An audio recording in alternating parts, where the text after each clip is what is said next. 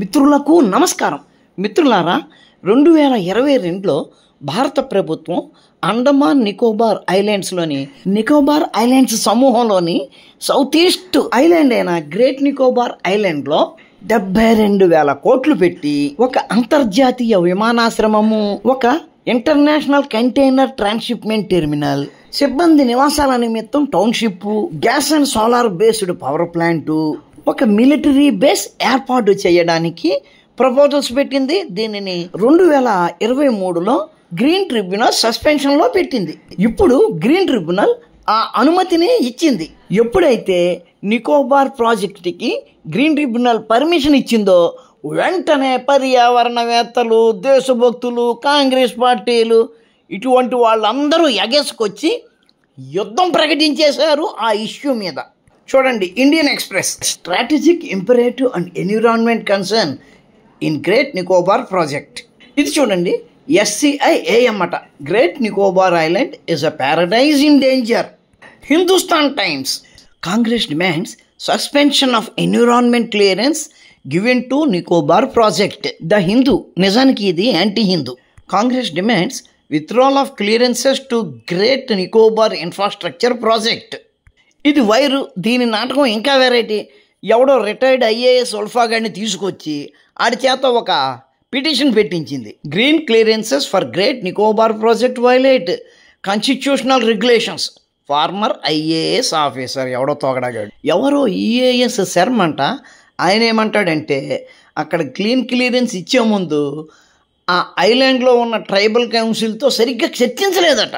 అక్కడ ఏవో ఎండేంజర్ గ్రూపులు ఉన్నాయంట, అలాగే ఎకాలజీకి ఇబ్బంది అయిపోతుందంట. ఇలాంటి మేధావులు అలా పుట్టుకుంటూ వస్తారు. ఇంతకీ వీళ్ళ ఏడుపుకి కారణం ఏంటో మీకు ఏమన్నా ఐడియా ఉందా? అక్కడ ఈ డెవలప్మెంట్లు చేయడం వల్ల ఇండిజినస్ కల్చర్స్, బయోడైవర్సిటీ ఏవో దెబ్బతినేస్తాయట. నిజానికి వీళ్ళ బాధ అంతా అక్కడ ఉన్న ఇండిజినస్ జాతులు కానీ, ఎండేంజర్డ్ స్పీసీస్ జంతువులు కానీ కానే కాదు. వీళ్ళ బాధల్లా చైనా బాధ. చూడండి, మనం ఇక్కడ చూస్తున్నది నికోబార్ ఐలాండ్స్ సమూహం. ఇందులో అన్నిట్లకంటే కిందన గ్రేట్ నికోబార్ ఐలాండ్ అని కనపడుతుంది కదా, అదే మన హీరో. ఇప్పుడు ఈ గ్రేట్ నికోబార్ ఐలాండ్లో ఇప్పుడు మనం అనుకున్న మౌలిక సదుపాయాలు అన్నీ కల్పిస్తారు. ఇక్కడ మన రాడార్లు, మన మిలిటరీ స్కానింగ్ ఉంటే గనక చైనాకి చేతులు కట్టేసినట్టు అయిపోతుంది. ఎందుకంటే చైనా షిప్పులు ఇక్కడ ఉన్న స్ట్రైట్స్ నుంచి వెళ్ళవలసిన అవసరం ఉంది. మీ అందరికీ తెలుసు, మన దేశం చుట్టూ ఉన్న పరిసర దేశాలన్నింటిలోనూ చైనా వేలుపెట్టి తన మిలిటరీ బేసును ఏర్పరచుకుని మన దేశ భద్రతకు ప్రమాదాన్ని ఏర్పరుస్తుంది. ఇక్కడ ప్రభుత్వం తీసుకునే చర్యతో చైనా పరిస్థితి కుడితిలో పడ్డ ఎలకలా తయారవుతుంది. చైనాకు కడుపు నొప్పి వస్తే ఇక్కడ లూజు మోషన్లు చేసుకునే వాళ్ళు చాలామంది ఉన్నారు. వెంటనే వాళ్ళు టాయిలెట్లలోకి వెళ్ళి వాంతులు, మోషన్లు చేసుకున్నారు. ఆ విసర్జనలనే ఇక్కడ యూట్యూబ్ ఛానళ్లలోనూ, టీవీ ఛానళ్లలోనూ, న్యూస్ పేపర్లలోనూ విసర్జిస్తున్నారు. ఈ గ్రేట్ నికోబార్ ఐలాండ్ వైశాల్యం కేవలం 921 చదరపు కిలోమీటర్లు. ఇక్కడి పాపులేషన్ కేవలం 8,067 మంది. నికోబార్ దీవుల్లో కొన్ని ఎండేంజర్డ్ స్పీషీస్ ఉన్నాయి అన్నమాట నిజమే, పక్షులు కానీ చిన్న చిన్న జంతువులు కానీ. కానీ ఒక్క గ్రేట్ నికోబార్ ఐలాండ్లోనే కాదు, అక్కడ ఉన్న అన్ని సముదాయాలలోనూ అవి ఉన్నాయి. కాబట్టి అవసరమైతే గ్రేట్ నికోబార్ ఐలాండ్లో ఉన్న కొన్ని జీవులను చుట్టుపక్కల దీవులకు తరలించే అవకాశం కూడా ఉంటుంది. ఇప్పుడు గ్రేట్ నికోబార్ ఐలాండ్లో మౌలిక సదుపాయాలు కల్పిస్తే గనక కొన్ని జీవజాతులు అంతరించిపోతాయి అని వీళ్ళు గగ్గోలు పెడుతున్నారు. కానీ మనం ఒక్క విషయం గుర్తుంచుకోవాలి, కాలగమనంలో మానవ జాతి పురోభివృద్ధిలో, ప్రత్యేకించి పశ్చిమ దేశాలు, అమెరికా వంటి దేశాల చర్యల వలన ఈ భూప్రపంచం మీద నుంచి అనేక వేల జాతులు అంతరించిపోయాయి. అమెరికాలో అక్కడకు వచ్చిన తెల్లవారి వల్ల అంతరించిన జాతులలో డోడో అనే ఒక జీవి ఒకటి. దాని గురించి విడిగా చెప్పుకుందాం, ఇప్పుడు కాదు. ఆ తెల్లతోలు వాళ్ళ అవసరాల నిమిత్తం ఎన్ని జాతులు అంతరించిపోయినా మరేం తప్పులేదు, వాళ్ళు దేవతా సమానులు. కానీ మన దేశ రక్షణ కోసం, మన జాతి రక్షణ కోసం ఎటువంటి చర్యలైనా తీసుకునేటప్పుడు కొన్ని జీవజాతులకు ఇబ్బంది కలిగితే గనక అది ప్రపంచానికే నష్టం అన్నట్లు ఈ కుక్కలు మురుగుతాయి. ప్రతి జాతి కూడా తన రక్షణకు తగిన చర్యలు తీసుకోవలసిందే. అటువంటి చర్యలు తీసుకోకపోవడం వల్లనే ఎస్డీస్ అంటారు తెలుగులో యజిదీయులు. ఆ జాతిని ISIS వాళ్ళు ఎంత దారుణంగా హింసించి నాశనం చేశారు అన్నది మనం లోగడ 2-3 సార్లు చర్చించుకున్నాం. లోగడ జాతి ఏకీకృతంగా లేకుండా మనలో మనం కొట్టుకుంటూ ఎదుటివాడికి దారి ఇచ్చిన ఫలితంగానే 1000 సంవత్సరాలు బానిసత్వంలో మగ్గాము. బౌద్ధ మత వ్యాప్తితో శాంతి శాంతి అనుకుంటూ రక్షణ వ్యవస్థను నాశనం చేసుకోవడం వలనే ఆఫ్ఘనిస్తాన్లో తురకలు ప్రవేశించారు. అక్కడి నుంచి దేశం నడిబొట్టుకు ప్రయాణం చేసి 1000 సంవత్సరాల బానిసత్వానికి వాళ్ళు బాటలు వేశారు. ఈ దేశం 1000 సంవత్సరాల బానిసత్వంలో ఎందుకు మగ్గవలసి వచ్చిందో అన్న విషయాన్ని చరిత్ర అంత విపులంగా చెబుతుంటే ఆ విషయం స్వాతంత్రోద్యమాన్ని నడిపిన నాయకులకు తెలీదా?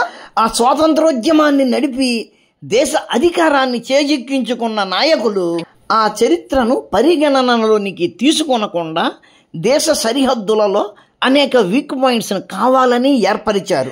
అటువంటి వీక్ పాయింట్స్ను చైనా విస్తృతపరుచుకుంటూ అక్కడ ప్రవేశించడం మొదలుపెట్టింది. అవే శ్రీలంక, బర్మా, పాకిస్తాన్, బంగ్లాదేశ్ వంటి దేశాలు. ఇంతటి ముందటి ప్రధానమంత్రులలాగా ప్రభుత్వాలలాగా కాకుండా ప్రస్తుత ప్రభుత్వం చైనా నుంచి పొంచి ఉన్న ముప్పును గణించి దానిని ఎదుర్కోవడానికి తగిన చర్యలు తీసుకుంటుంది ప్రపంచవ్యాప్తంగా. అటువంటి చర్యలలో భాగమే అదాని ప్రపంచంలోని అనేక పోర్టులను తన ఆధీనంలోనికి తీసుకోవడం. ఎప్పుడైనా చైనా కనుక యుద్ధం ప్రకటిస్తే ఆయా పోర్టుల నుంచి భారతదేశం తన వైమానిక దళాన్ని నడుపుకునే అవకాశం ఏర్పడుతుంది.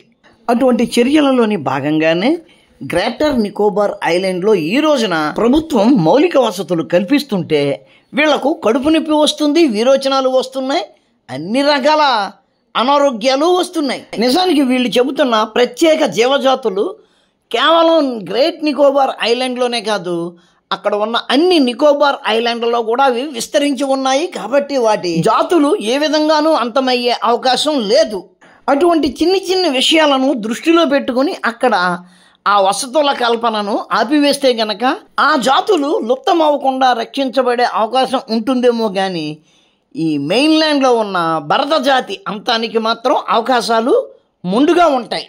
నిజానికి యుద్ధమే వచ్చి శ్రీలంకలోని పోర్టు నుంచి చైనా గనక బాంబింగులు చేస్తే ఫస్ట్ నష్టం ఎవరికి? కేరళ, తమిళనాడు, ఆంధ్రప్రదేశ్. ఇలా సౌత్లో దెబ్బతింటే గనక మెల్లమెల్లగా దేశం మొత్తం చైనాకు బానిసత్వం చేయవలసిన పరిస్థితులు ఏర్పడే అవకాశాలు ఏర్పడతాయి.